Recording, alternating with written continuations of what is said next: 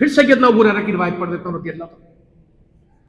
पूछ रहे हैं मेरे नबी सल्लल्लाहु अलैहि वसल्लम, आज रोजा किसने रखा? नफली रोजा। यहां तो फर्जी रोजे लोग छोड़ देते हैं।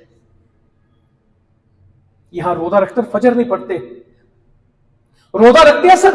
आज के जुमे में सड़क चल रही होगी, ये जो गाड़ियों में सफर कर रहे हैं, जो दुकानें खुली, इनको मालूम नहीं कि जुमा है। आज के जुमा पढ़ने वालों में कितनों की फजर रही होगी? नहीं, ये इस्लाह का रमजान है।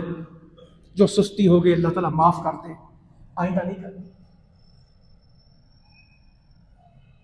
अब अल्लाह से कुर्बत की राह अपनानी है, अल्लाह से दूरी नहीं रखनी। अब अल्लाह के करीब होना है, वैसे भी तो बहुत करीब है। तो कहा कि आपने फरमाया रोजा किसने रखा? तो सैयदना अबू बकर कहने लगे जी मैंने रखा। जनाजा किसने पढ़ा? जी मैंने पढ़ा। अयादत किसने की? जी मैंने की। मिस्कीन को खाना किसने खिलाया? जी मैंने खिलाया। नबी करीम सल्लल्लाहु अलैहि वसल्लम फरमान लगे जिसमें ये सारे काम जमा हो गए वो कौन है? जन्नती।